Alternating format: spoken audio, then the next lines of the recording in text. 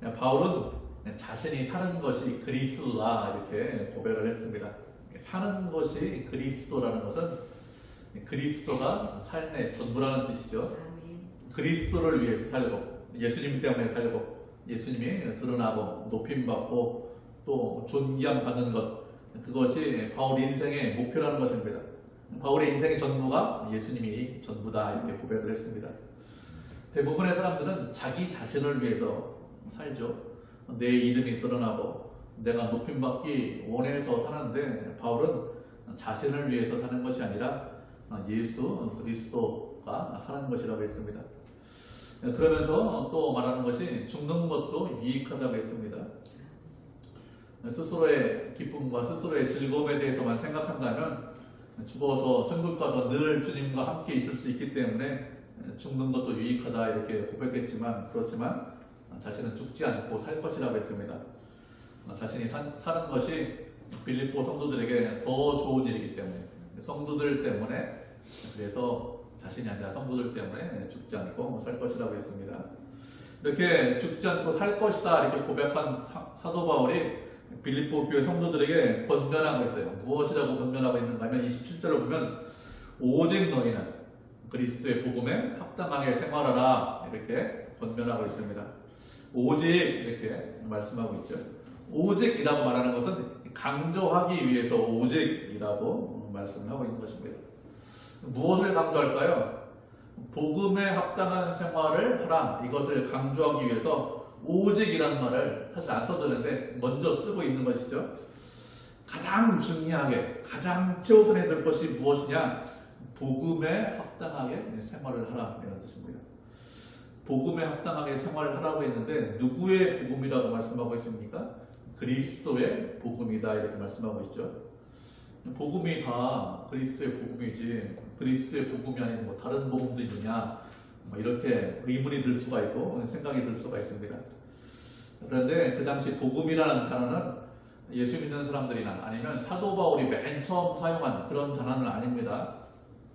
이 복음이라는 단어는 로마 사람들이 가장 먼저 사용을 했습니다. 복음은 무슨 뜻이냐? 기쁜 소식이다, 즐거운 소식이다, 이런 뜻을 가지고 있죠. 로마 사람들이 생각하는 기쁜 소식, 즐거운 소식이 무엇이냐? 언제 이 단어를 사용했는가 하면은 전쟁에 승리해서 적을 완전히 정복했을 때 전리품을 취할 수 있죠. 아니면 부나 권력이나 명예를 손에 잡으면 그 기쁜 소식이다. 폭력과 위협으로 다른 사람 위에 군림할 수 있으면 그런 소리를 들으면 내가 위에서 군림하면 기쁜 소식이다, 즐거운 소식이다, 복음이다 이렇게 생각했습니다. 로마 사람들이 생각하는 복음은 무엇이냐? 수단과 방법을 가리지 않고 세상에서 이기고 승리했다, 권력을 잡았다, 이런 소식을 들으면, 이런 소리를 들으면 그것이 복음이고 기쁜 소식이라고 생각했습니다. 그런데 바울이 말하는 그리스도의 복음은 로마 사람들이 말하는 복음과 다르죠. 그리스도의 복음은 사랑과 겸손과 순종과 평화와 용서와 오래 참음, 이런 것들을 그리스도의 복음이라고 합니다.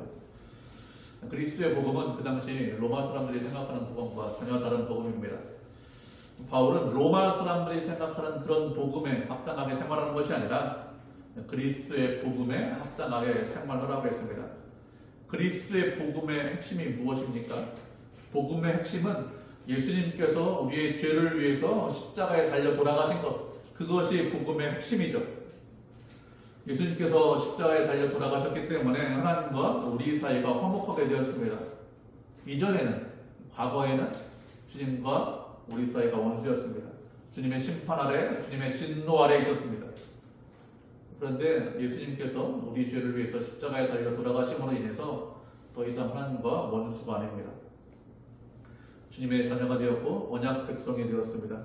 이렇게 먼저 하나님과 화목하게 되었고, 그리고 하나님과 화목하게 되었기 때문에 사람들과도 화목하게 되었습니다.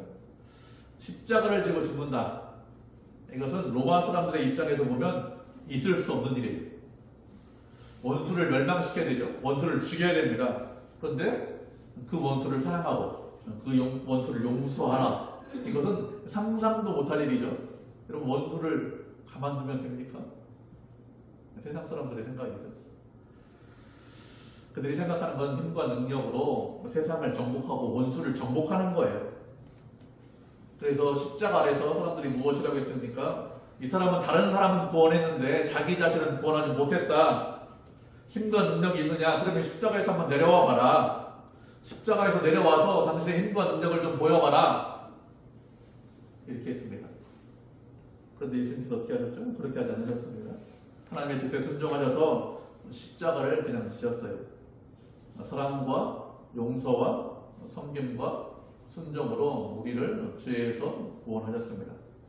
그렇게 그리스도의 복음에 합당하게 살라는 것입니다. 이런 예수님을 따라가고 본받으라는 것이죠. 예수님께서 우리를 섬기고 사랑하셨듯이 우리도 예수님을 사랑하고 형제들을 섬기고 사랑하라, 이런 뜻입니다. 그렇게 사는 것이 그리스도의 복음에 합당하게 사는 것입니다. 생활하라, 이렇게 말씀하고 있죠. 생활한다는 것은 시민답게 살라, 이런 뜻입니다. 빌립보 지역에는 로마에 퇴역한 군인들이 많이 살았습니다. 이 사람들은 로마 시민권을 가지고 있었어요. 로마 시민권, 미국의 시민권보다 훨씬 더 자랑스럽게 그 당시 생각하고 중요한 시민권입니다. 그들은 로마 시민권을 가지고 있으면서 로마와 같은 문화, 같은 사상, 같은 철학을 공유하고 로마 사람들처럼 우리가 살고 있다. 그것이 가장 뛰어나고 가장 훌륭하다, 가장 멋있다, 이렇게 생각했습니다. 그런데 그렇게 사는 것이 아니라 천국 백성으로, 천국 시민권을 가진 자로서 천국 시민답게 살라, 이렇게 생활하라, 이렇게 말씀하고 있는 것입니다. 하나님께서 우리에게 원하시는 것이 무엇이죠? 천국 백성답게, 천국 시민답게 살라는 것입니다. 그것이 하나님께서 우리에게 원하시는 뜻입니다. 우리가 말씀 한 구절 살펴보도록 하겠습니다. 마태복음 5장 43절로 48절 졸지 마시고 의지를 가지고 마태복음 5장 43절로 48절 한 절씩 교독하도록 하겠습니다. 영원히 찾았지? 네, 잘했어요. 네, 한 절씩 교독하겠습니다. 제가 먼저 읽겠습니다. 43절.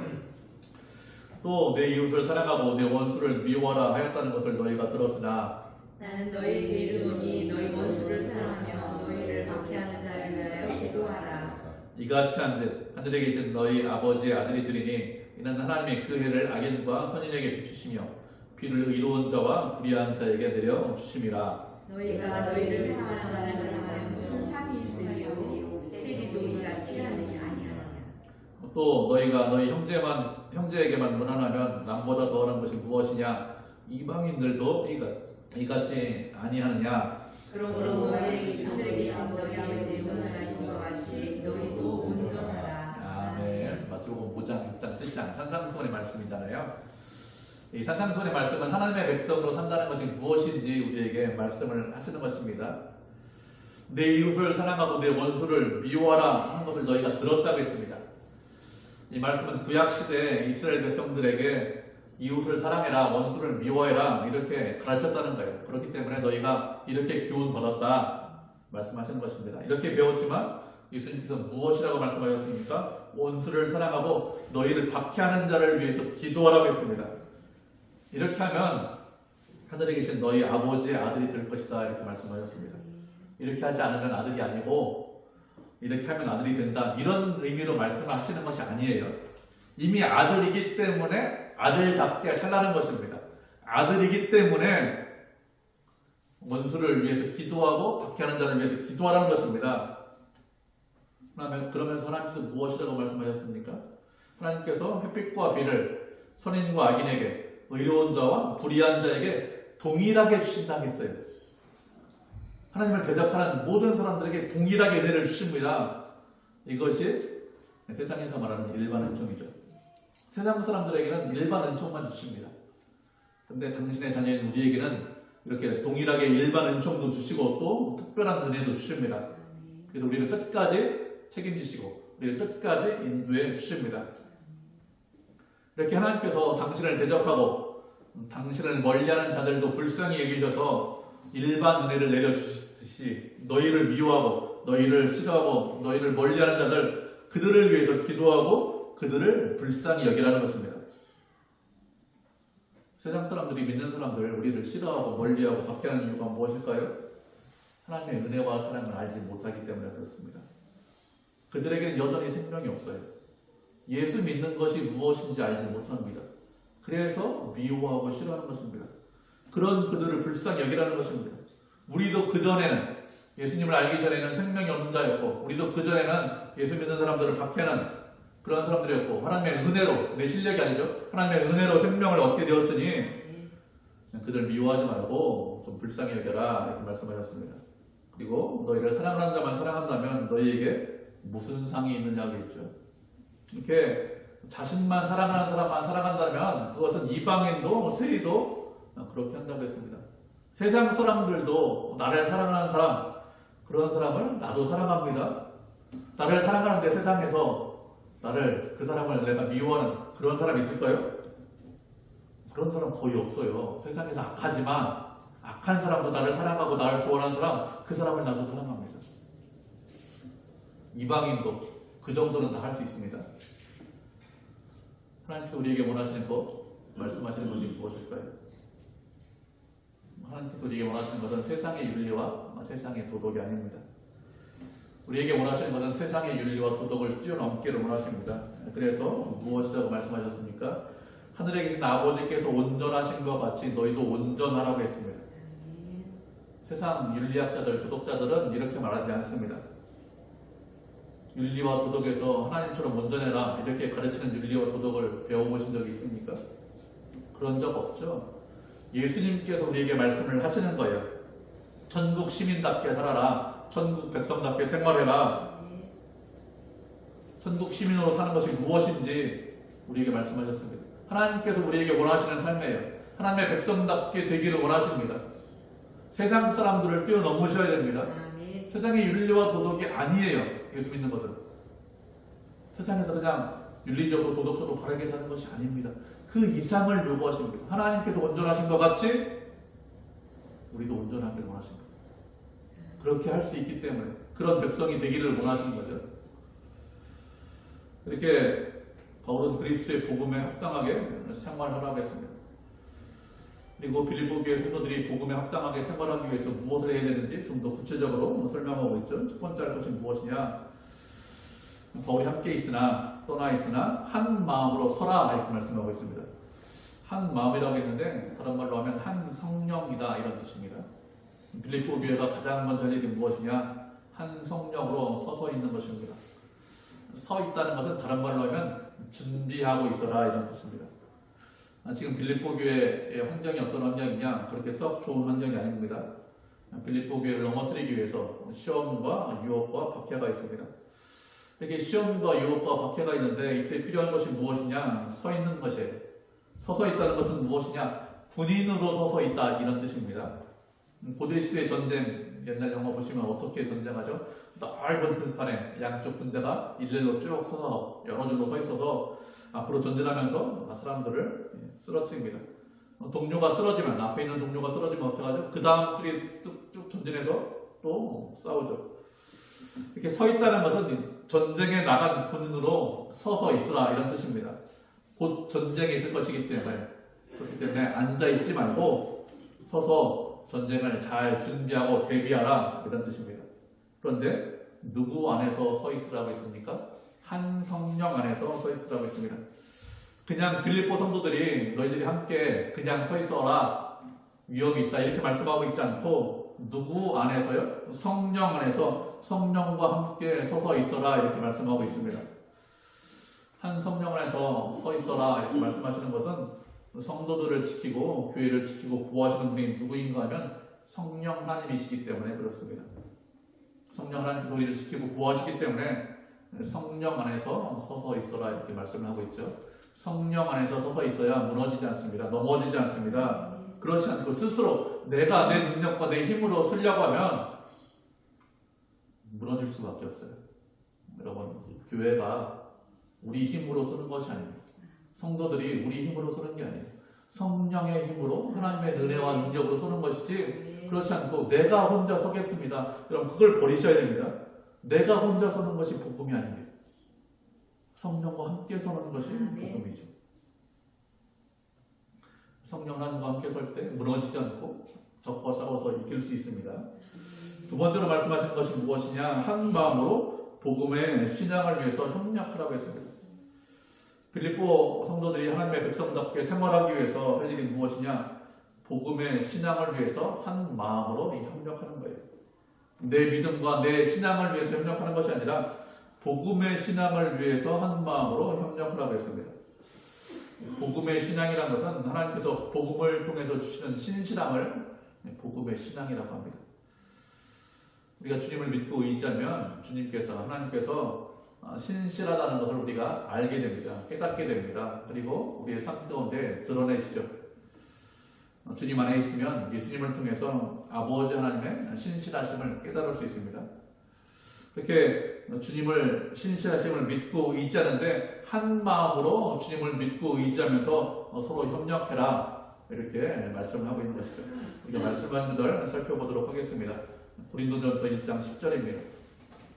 한 자리에 우리 한 목소리 읽죠. 고린도전서 1장 10절 신약성경 263페이지네요. 고린도전서 1장 10절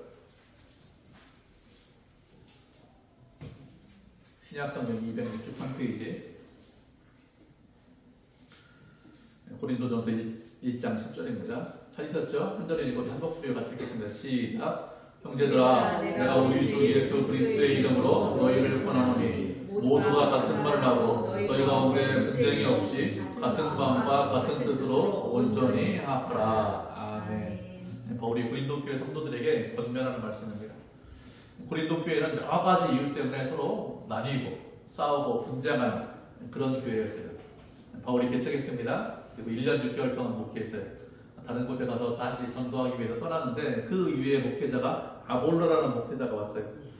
근데 성도들이 바울파다, 아볼로파다, 개바파다 이렇게 하면서 나뉘고 다치고 분쟁했습니다. 이렇게 교회 내에서 분쟁이 있자 성도들에게 무엇이라고 권면하죠? 모두가 같은 말을 하고 너희 가운데 분쟁이 없이 같은 마음과 같은 뜻으로 온전히 합하라고 했습니다. 성도가 합하고 하나가 되는 것이 중요하기 때문에 이렇게 말씀하는 것이죠. 성도들이 지금 내부적으로 싸우고 있습니다. 서로 공격하고 있죠. 바울의 말은 내부의 적이 있는 것이 아니라 우리의 외부의 적이 있다 이렇게 말씀하고 있는 거예요. 우리의 적은 악한 마귀 사탄 이런 것들이 적이죠. 우리의 적은 죄와 싸우는 것이 우리의 적인데 그렇게 하지 않고 외부의 적과 싸우지 않고 내부적으로 싸우고 분열하고 있기 때문에 이런 말을 하는 것입니다. 빌립보 교회도 마찬가지입니다. 내부적으로 분쟁이 있었어요. 내부적으로 어떤 분쟁이 있었는지 정확하게 말씀하고 있지는 않습니다. 그렇지만 분쟁이 있기 때문에 사도 바울이 이렇게 권면하는 것이죠. 한 마음으로 서로 협력을 하라는 것입니다. 우리가 한 마음으로 서로 협력할 수 있는 이유가 무엇이냐? 하나님께서 신실하시기 때문에 그렇습니다. 우리 하나님의 일을 할 때는 혼자서 일을 하는 것이 아니라 여럿이 함께 하나님의 일을 합니다. 그런데 하나님의 일이기 때문에 하나님께서 직접 하시는 것이 아니라 사람을 통해서 그 일을 하게 하십니다. 성도들을 통해서 그 일을 하게 하시는데 사람이 일을 하기 때문에 일을 하다 보면 문제가 있어요. 교회에서 일을 해도 어려움이 있습니다. 어떤 일을 해결하는 방법도 한 가지 방법만 있는 것이 아니라 여러 가지 방법들이 나오고 여러 가지 방법으로 일을 해결합니다. 그렇게 일을 하다 보면 같이 일을 하다 보면 그 사람이 어떤 사람인지 알게 되죠. 그 사람의 연약한 점과 부족한 점 이런 것들이 잘 보입니다. 나만 그렇게 보이는 것이 아니라 상대방도 나에 대해서 내 부족한 점, 내 연약한 점 잘 봐요. 그런데 그런 것들 때문에 서로 간에 실망하고 낙심할 수 있습니다. 사람이기 때문에 부족하잖아요. 사람이기 때문에 연약합니다. 그렇지만 그런 일이 있더라도 낙심하거나 실망하지 말고 협력하고 하나가 되라는 것이죠. 협력하고 하나가 될 수 있는 이유가 무엇이죠? 사람을 바라보는 것이 아니라 하나님을 믿고 의지하기 때문에 협력하고 하나가 될 수 있다는 것입니다. 사람은 신실하지 못합니다. 사람은 믿고 의지할 대상이 아닙니다. 하나님만 믿고 의지하셔야 됩니다. 하나님만 믿고 의지하기 때문에 하나 되고 협력할 수 있습니다. 언제나 말씀드리지만 사람은 믿고 의지할 대상이 아니라 불쌍히 여겨야 될 대상입니다. 사람은 사랑해야 될 대상입니다. 저 사람이 어떤 사람이든지 저 사람이 목사더라도 내가 사랑해야 돼. 저 사람이 성도여도 내가 사랑해야 돼. 불쌍히 여겨야 돼. 이렇게 생각하셔야 돼요. 우리 목사님이니까 믿어야지. 아니 그게 아니라니까요. 우리 성도니까 믿어야지. 아닙니다. 다 연약합니다. 다 부족합니다. 그러니까 내가 불쌍히 여기고 내가 사랑할 대상이야. 이렇게 생각해야 돼요. 그렇지 않으면 사람을 믿으면 실망합니다. 낙심합니다. 누구나 다 부족해요. 누구나 다 연약합니다. 누구나 다 그리스도가 필요합니다. 누구나 내 옆에 있는 바로 옆에 있는 그 사람도 멀리 있는 저 사람도 예수님이 필요하다니까요. 목사도 장로도 권사도 집사도 성도도 다 필요합니다. 안 필요한 사람이 없어요. 그렇기 때문에 불쌍히 여기셔야 됩니다. 하나님만 신실하십니다. 그 하나님을 믿고 의지하시고 사람 불쌍히 여기셔야 됩니다. 이렇게 한 마음으로 불쌍히 여기고 하나로 협력하는 것, 그것이 복음에 합당하게 생활하는 것입니다. 복음에 합당하게 생활하는 세 번째가 무엇이냐? 무슨 일이든지 대적하는 자들 때문에 두려워하지 말라고 했습니다. 우리가 하나님의 일을 하고 하나님께 충성하고 믿음 생활을 하려고 하면 대적자가 있습니다. 우리가 어디에 있든지, 가정에 있든지 교회에 있든지 직장에 있든지 무엇을 하든지 저 하나님 백성답게 살겠습니다. 그래도 제가 믿음으로 살겠습니다. 말씀에 대해 조금이라도 순종하겠습니다. 이런 마음이 있으면 언제나 방해하고 회방하는 세력이 있습니다. 사탄은 우리가 그리스도인이 되는 것을 막지는 못해요. 하나님의 일하심이기 때문에 사탄이 막지 못하죠. 그렇지만 사탄이 우리를 막을 수 있는 것이 무엇이냐? 예수님 믿는 백성으로 사는 것을 막습니다. 우리가 주님 안에서 기쁘게 살고 싶습니다. 즐겁게 살고 싶습니다. 실망하지 않고 낙심하고 살고 싶습니다. 그런데 그것을 막아요. 회방합니다. 방해합니다. 그런 대적자가 있다는 것을 언제나 알고 계셔야 됩니다. 하나님의 백성이기 때문에, 자녀이기 때문에, 하나님께서 지켜주시기 때문에 대적자가 없을 것이다. 이렇게 생각하지 않으셔야 합니다. 우리가 가는 길이 평탄할 것이다. 이렇게 생각하지 않으셔야 됩니다. 평탄하지 않습니다. 고난이 있습니다. 어려움이 있습니다. 우리의 대적자 사탄이 우리를 언제나 회방하고 방해합니다. 그런데 무슨 일이 있든지 두려워하지 말라고 했어요. 무슨 일이라는 것은 우리가 예상하지 못하고 생각하지 못한 그런 일들이 일어난다, 이런 뜻입니다. 우리가 경험했어요. 우리가 이미 알고 있습니다. 그런 일이 일어나면 알고 있는 일이니까 두려워할 이유가 없습니다. 그런데 인생을 살다 보면 우리가 알고 있고 예상하는 일만 일어나냐? 그렇지 않습니다. 예상하지 못한 그런 일들이 반드시 일어납니다. 우리의 대적자가, 우리의 적이 우리를 넘어뜨리기 위해서 일부러 우리가 생각하지 못한 아주 큰 일이 일어나게 합니다. 그런데 그런 일이 있다고 두려워하지 말라고 했습니다. 왜요? 왜 두려워하지 말라고 할까요? 두려워하면 바르게 판단하지 못합니다. 우리가 언제나 바르게 판단하기 위해서, 믿음으로 판단하기 위해서 할 일이 무엇이냐? 두려워하지 않는 것입니다. 우리 주변에 어떤 일이 일어났든지, 내 인생 가운데 어떤 일이 발생했든지 두려워하지 않아야 됩니다. 두려워하면 잘못된 길로 갑니다. 두려워하면 인간적으로 판단합니다.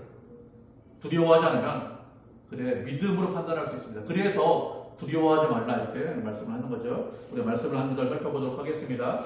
고린도전서 10장 13절입니다. 신약성경 274페이지 고린도전서 10장 13절.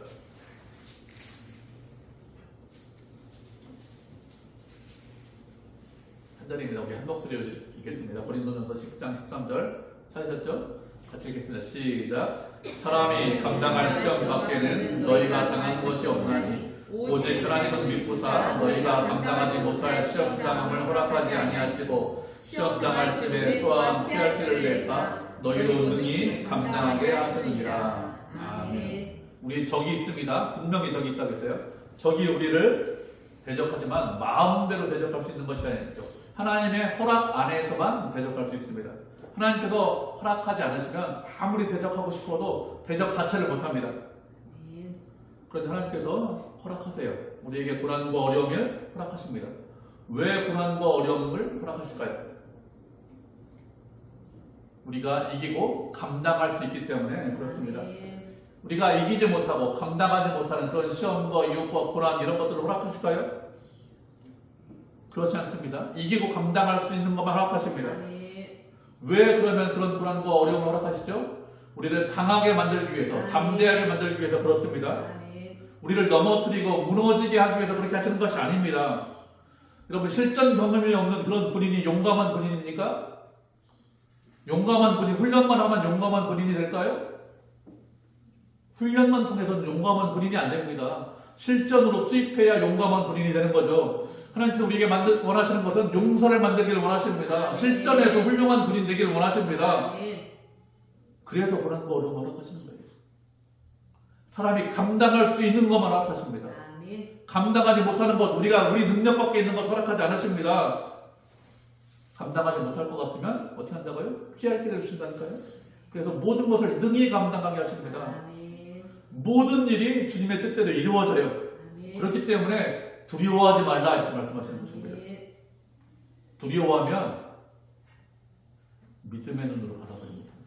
인간적인 관점으로 세상적인 관점으로 바라보죠. 그리고 인간적인 결정을 합니다. 그렇게 인간적인 결정을 하시면 믿음이 성장하지 않아요. 하나님께서 우리에게 원하시는 것 강하고 담대한 그런 용서를 원하신다니까요.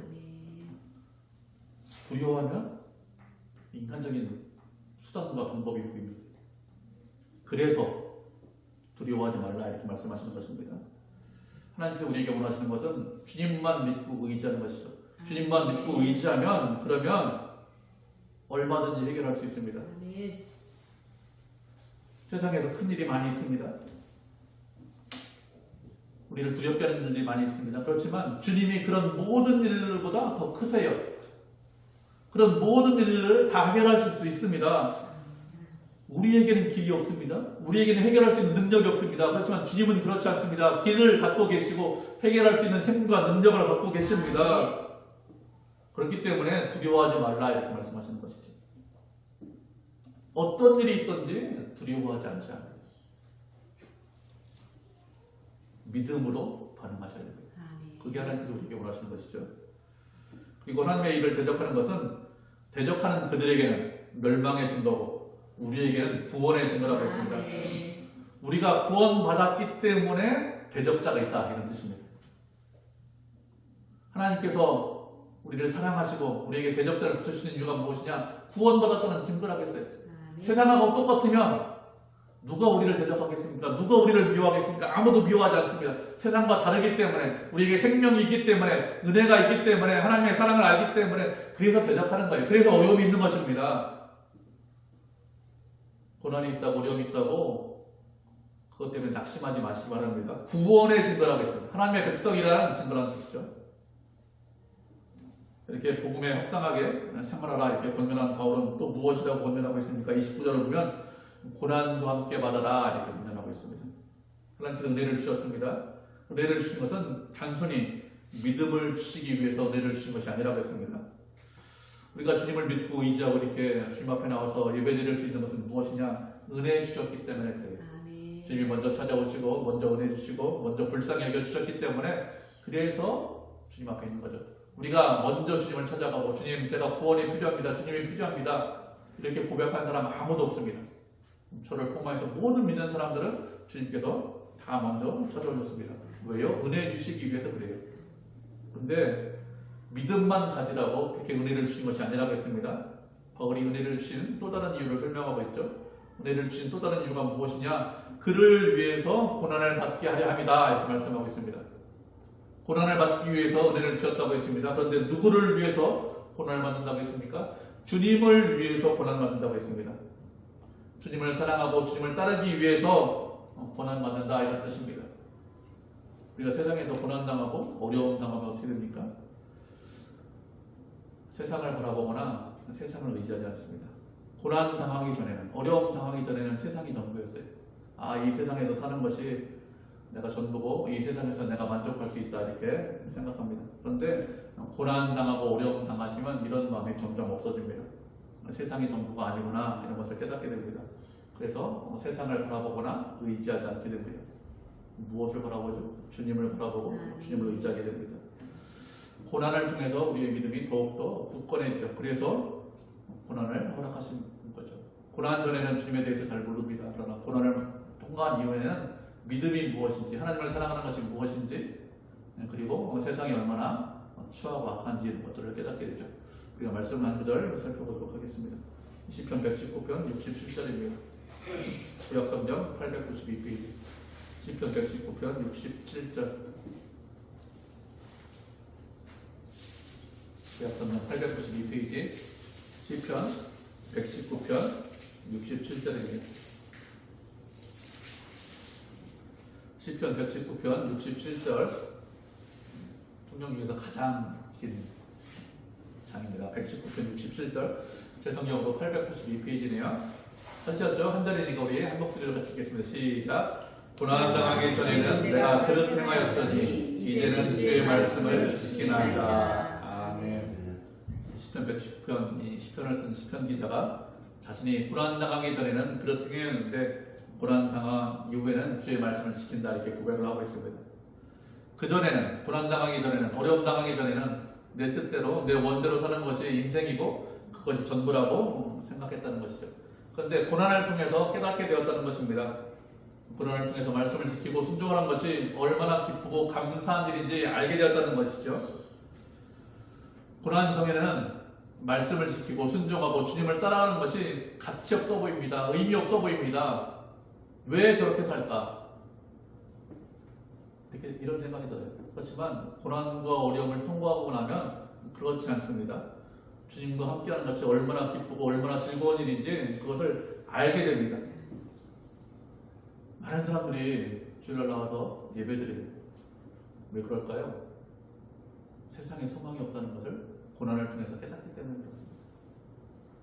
세상에 소망을 갖고 계십니까? 고생 덜 하신 거예요. 고생 더 하시면 세상에 소망이 없다는 것을 알게 됩니다. 우리가 그냥 몰라요. 그냥 알면 얼마나 좋겠습니까? 고난을 통해서 알게 됩니다. 그러니까 아무런 고난도 없이 주님을 잘 따라가면 참 좋은데 인간이 참 그렇잖아요. 인간이 약하기 때문에 어려움과 고난을 통해야 주님을 따라가는 것이 얼마나 기쁘고 감사한 것인지 알게 됩니다. 우리는 내 원대로, 내 뜻대로 살면서 그것이 무엇이 잘못되었는지 알지 못합니다. 그런데 고난을 통과하면 그것이 잘못됐다는 것을 깨닫게 됩니다. 하나님의 뜻대로 사는 것이 무엇이고 하나님의 말씀에 순종하는 것이 얼마나 기쁘고 감사한 일인지, 하나님의 은혜와 사랑이 무엇인지 알기 때문에 결국에 주님 앞에 나와요. 제가 여러분한테 나오라고 해서, 주일날 예배 나오라고 해서 나옵니까? 여러분 그렇지 않아요. 그런 사람 아무도 없습니다. 결국에는 주님께서 하시는 거예요. 그렇기 때문에 우리가 졸아도 여기 와서 저는 되게 감사해서, 편안해서 여기서 졸죠. 왜 그러냐면 주님께서 우리를 사랑하고 세상에 소망이 없다는 것을 알기 때문에 그렇습니다. 주님께서 우리에게 은혜를 주신 것은 단순히 믿음만 위해서 은혜를 주신 것이 아니라 고난도 받게 하기 위해서 은혜를 주셨다고 했습니다. 주님을 따라가는데 고난이 없을 것이다, 어려움이 없을 것이다, 이렇게 생각하지 않으셔야 됩니다. 언제나 고난이 있습니다. 언제나 어려움이 있습니다. 왜 그런가 하면 세상이 여전히 약하기 때문에 그렇습니다. 세상에 여전히 소망이 없기 때문에 그렇습니다. 오직 주님만이 소망이라는 것을 깨닫게 하기 위해서 우리 인생 가운데 고난과 어려움을 허락하십니다. 바울이 빌립보 교회 성도들에게 고난받아라 이렇게 말씀하고 있죠. 그러면서 30절에서 무엇이라고 했습니까? 너희 안에서도 그와 같은 싸움이 있는데 이것은 이미 너희가 내 안에서 본 바이고 내 안에서 듣는 바다, 이렇게 말씀하고 있습니다.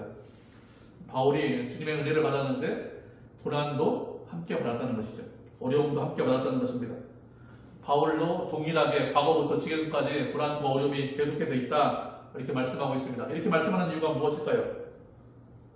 빌립보 교회 성도들이 바르게 가고 있다, 이런 뜻입니다. 고난과 어려움을 당하면 뭐 잘못된 거 아니야, 내 신앙이 부족한 거 아니야, 하나님께서 나를 버리신 거 아니야. 아닙니다. 고난이 있는 것이 구원의 증거라고 했습니다.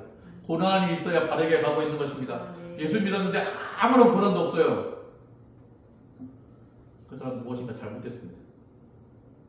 예수님을 안 믿든지 아니면 예수님을 제대로 안 믿든지 그런 거지, 그렇지 않고 예수님을 바르게 믿으면 반드시 고난이 있습니다.